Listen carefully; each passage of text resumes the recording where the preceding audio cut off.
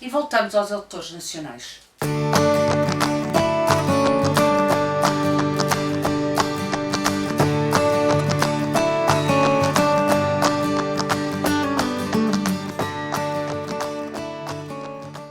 Olá, eu sou a Maria João do Livros Gosto e hoje estou aqui para te falar de Vida Censurada, do Francisco Ramalheira. É um autor português que eu conhecia pessoalmente, mas nunca tinha lido nada dele. E foi uma conversa na Biblioteca de Belém sobre romances históricos, onde o Francisco também estava, e fiquei muito curiosa em relação ao livro do Francisco. E como eu o tinha em casa, resolvi, quando cheguei a casa, começar a lê-lo. E deixem que vos diga que comecei a lê-lo e li-o todo no mesmo dia, não consegui parar, porque o livro é só e apenas brilhante.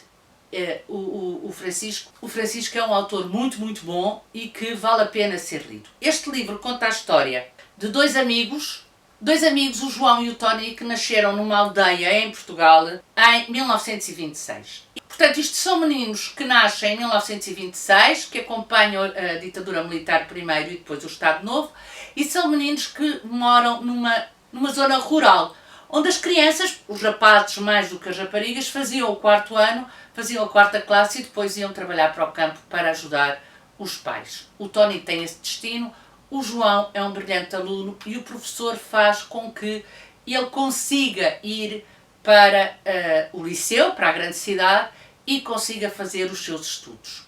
E nós vamos acompanhando esse crescimento do João e vamos acompanhando também o seu desenvolvimento nos estudos até à chegada à faculdade.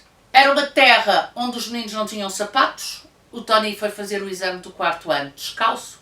Era uma terra onde as meninas não iam à escola porque ficavam em casa a ajudar as mães, ou iam para o campo ajudar os pais, ou ficavam em casa a tomar conta dos irmãos mais novos.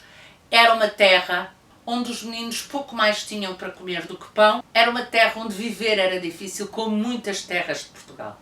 Nós temos muito a ideia de que Portugal era as grandes cidades, e não era. Portugal era um país rural, era um país onde as dificuldades cresciam e granjeavam. E o Francisco faz isto de um modo claro, de um modo evidente e de uma maneira que é, eu diria, quase um documento histórico, porque é suficientemente objetiva para que não haja aqui nada que possa pôr em causa a sua visão do mundo. O João cresce, vem estudar para a faculdade e obviamente depara-se com aquilo que todos os rapazes se deparavam durante o Estado Novo, que é a guerra colonial.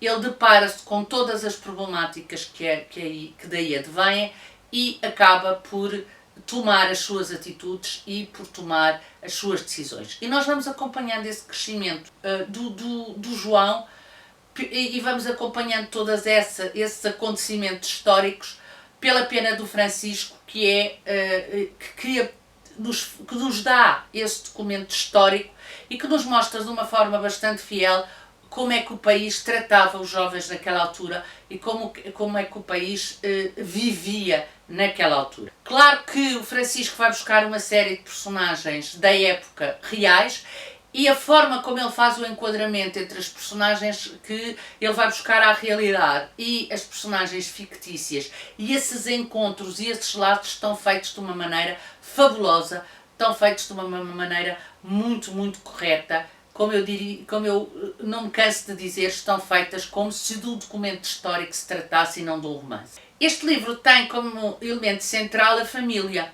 e eu achei isso também muito interessante, porque a família era, na realidade, um elemento central naquela época, ainda hoje continua a ser, na minha opinião, mas a família era um elemento central naquela época e as pessoas tentavam viver para a família e tentavam fazer as coisas por forma a que a família subsistisse e por forma a que a família tivesse um futuro melhor.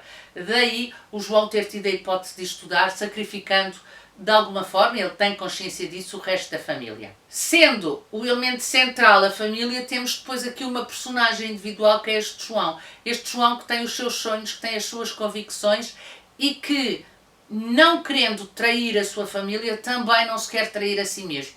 E isso é muito interessante ver como é que ele o consegue fazer ao longo do livro. Há um elemento muito interessante neste livro que a mim me chamou a atenção, que foi um aspecto que o Francisco remarcou, que é o Francisco realça a forma como um acontecimento era dado aquilo que na realidade acontecia e a forma como esse mesmo acontecimento era traduzido nos meios de comunicação social da época. E é muito engraçado perceber que hoje estamos todos escandalizados com as fake news e que as fake news acontecem desde o tempo do Estado Novo ou da ditadura militar e que, portanto, havia essa construção também durante o Estado Novo de que muito do que se falava e muito do que acontecia não se comentava nos meios de comunicação social ou comentava-se embelezando, dando-lhes, digamos assim, o aspecto mais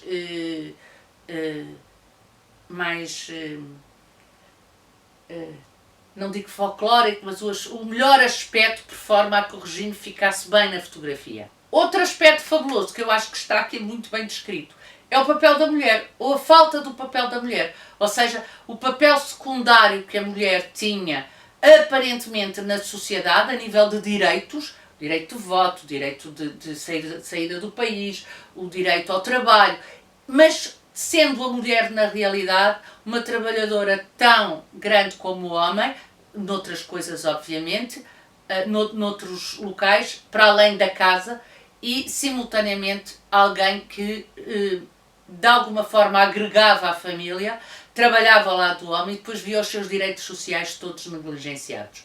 E isso é outro aspecto que está aqui muito bem reforçado.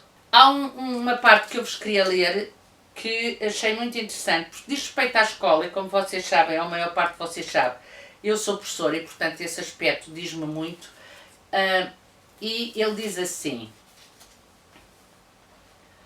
desde 1936 que o nosso Ministro da Educação, o Sr. Carneiro Pacheco, tem procurado suster o aumento exponencial do número de alunos, desenvolvendo mecanismos para controlar o incremento da procura, natural de uma população mais sensibilizada para a importância do ensino, devido aos ventos progressistas que sopram da Europa.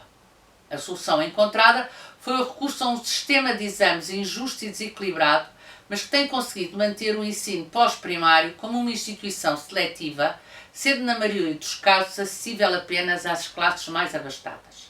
O que vale é que o ensino, felizmente, já não é assim em Portugal hoje em dia. Agora, bom, este livro não acaba aqui, é uma trilogia, já existe o segundo que eu vou ler durante este mês, que é A Noite Sem Fim, e quero muito lê-lo este mês, porque quero muito saber a continuação desta história. E Francisco, ficamos depois à espera do terceiro, portanto, por favor, não demores muito. É um livro que eu recomendo, um autor nacional pouco conhecido, mas que vale a pena conhecer, e eu gostei mesmo muito deste livro. Portanto, aconselho-vos a procurarem. A editora é a Velha Lenda e eu aconselho a procurar-vos este livro do Francisco porque vale muito a pena ser lido. E pronto, aqui fica a minha opinião sobre Vida Censurada. Digam-me se já leram, digam-me se estão a pensar ler, digam de vossa justiça e vemos no próximo vídeo.